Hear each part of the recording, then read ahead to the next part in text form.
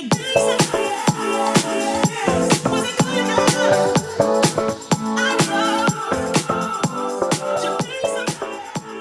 up, guys? Omar here, broker and CEO of Alden Mortgage and Ome Realty. So this eviction moratorium, again, it's been extended until July 1st. Now there's this bill. Let's go ahead and get these trusty little notes here. Now there's this new bill, okay? It's called AB2179, which it got signed into law.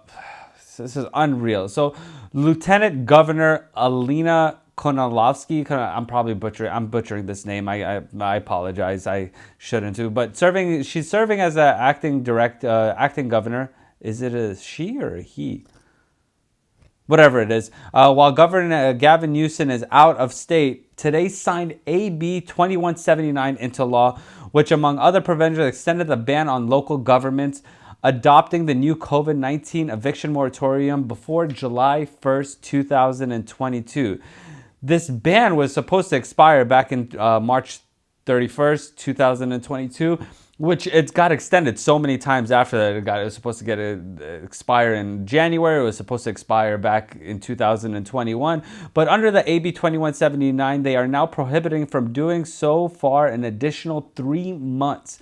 Now, why? Why do we need to keep extending this eviction moratorium? Like, how much do landlords and property management companies need to bleed before it's too much? Now, I get it. I understand. I feel for anybody that is going through some financial hard times and some financial difficulties in order for you to go ahead and stay in the place that you want to and not be evicted. I get it. I'm totally with, and I understand that. But there has to be a better way to go ahead and not have it so lopsided on the tenant side rather than the landlord side. Now, for instance, let's say me, okay? I am a landlord. I actually had to go to court, and I'll put the link up here as far as the eviction my eviction process went through. In my eviction process, I'm glad I already got a judgment on it. It's good. We already came to terms. We came to an agreement, and they're going to be leaving as of June 1st, 2022. But I got no money judgment. I had to seal the court documents. I had to go ahead and not give them any negative remarks on their credit. I couldn't give them any bad referrals as far as them getting into new place, which is fine. I get it if you're actually trying to help somebody to get into a new place if it wasn't at their fault. Now, the problem with the tenants that I had, the biggest problem I had, is that they cleared well over $100,000 and they could easily have paid it. They still worked full time. They just used this as a crutch to go ahead and get themselves 3 years, not 3 years. So it was they didn't pay in December of 2020 until now. So that's going on almost 2.5 years of not paying. So 2.5 years of not paying is a very, very, very long time. Now, at the same time, I still had to go ahead and endure HOA costs. I had to endure the taxes. And I actually had to go ahead and pay for the fines that they went ahead and caused through my HOA. The property that I had, this is only one of them. The property that I did have, it's a no smoking property. There is no dogs allowed. Now, this is all predetermined in the lease, right? If I say in your lease that you are not allowed to have dogs, you cannot smoke, and you can't do this, there's a reason for it. I'm not saying this just to be a jerk about it or like to micromanage or anything. It's because, my property is a non-smoking property. I don't make the rules at the property. It's in my CC&R, which is the covenants, conditions, and restrictions. This is just when you sign your HOA documents, this is exactly what's in there. So they violated all of those. So each fine was $300 that I had to pay for because I am the property owner. I am the guy that, eventually is ultimately responsible for the whole thing. And that goes along the lines of every single landlord. But the eviction moratorium, it got signed in and it's extended through July 1st, which means that you cannot have any eviction moratorium, or it is an eviction moratorium, but you cannot evict anybody until after the July 1st, which then is going to be another 3 to 5 month process. Then you have to file with the courts. You have to get them served. You have to go ahead and serve them you could serve them a 60-day notice. You could serve them a 15-day notice.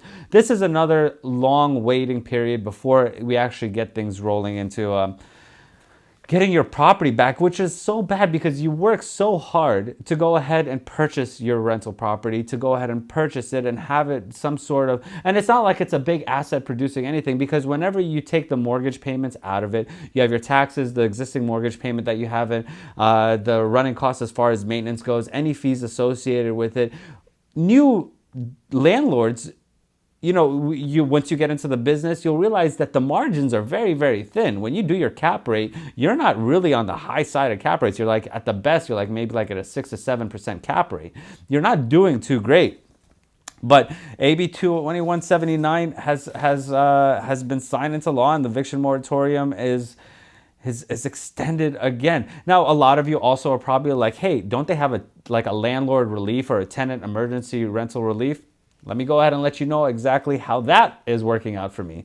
I signed for the emergency tenant relief on behalf of the tenants back in 2020. And then I had to do it again in 2021. I still haven't received a single thing from anybody. I don't have a check. I don't have anything when it comes to any type of rent relief, emergency relief to go ahead and help me out. This is going over 2 years, almost 2 years, of me getting nothing. So yeah, there are programs out there. Some people have gotten money, and I know there's a big backlog of it. But I mean, we're over here struggling, and it is what it is. But state lawmakers rushed this week to extend the California eviction protection for hundreds of thousands of tenants waiting for rent relief. So that's the biggest thing, is they're waiting for the rent relief to go ahead and kick in. But if you do get rent relief, you get it up to 80%, and then the other 20% you have to go ahead and just excuse.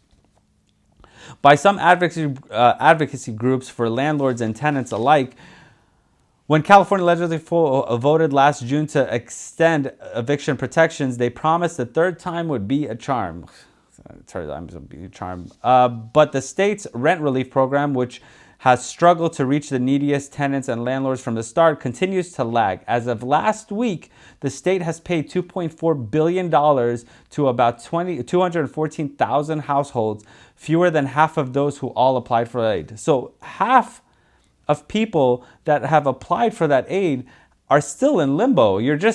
And then what's going to happen after this? So the only choice that you have after this, and I'm going to go ahead and use myself as an example, is the only choice that you have after this is to go ahead and take them into civil court, right? You have to go ahead and get a move-out date first. That's the most important thing. Let's go ahead and get the property back so we can go ahead and get things all dialed in with the property. God knows what the condition of the house is. God knows what we have to end up actually having to do inside of the house.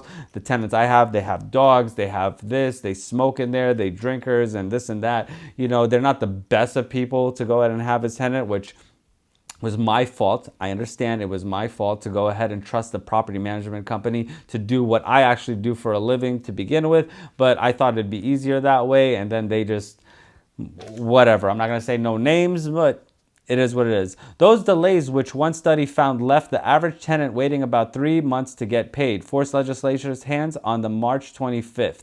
The state TOPS legislator leaders struck another last-minute deal designed to stave off evictions for another 3 months for hundreds of thousands of renters who have applied for rent relief but are still waiting to hear back. Now, everything that happens with rent relief, it's a time-sensitive thing, and it's not a unilateral type of thing, it's a bilateral thing. So that means that the tenant and the landlord both have to go ahead and do things in a timely fashion. And if one doesn't and the other one does, then you're kind of stuck between a rock and a hard place, because, like, let's say, for instance, I did everything I had to do on my part. Everything I had to do on my part. I even asked for permission. I asked the tenant, I was like, hey, is it okay if I go ahead and do everything on your part to go ahead and pop it in there? And then when the emergency rent relief people end up calling the tenant, they just go ahead and, they disappear. They call them like after like a month. The longest I've waited, the longest their average wait time or response time on my tenants, one of my tenants, is been about a month. That's their average response time. So that just prolongs everything so much more. And then whenever it prolongs so much more, it ends up going to the next person in line. Assembly Bill 2179 was approved Thursday by the state Senate on a 36-1 vote after passing the Assembly on 62-1 vote on Monday. A few hours later, the bill was signed into law, and Lieutenant Governor Elena Kunalovsky Kalanakis God, man, I'm brutalizing this name, who is acting governor with Governor Gavin Newsom, out of this country on vacation. Homeboy's out of vacation, living his best life, and all of us are sitting here just struggling.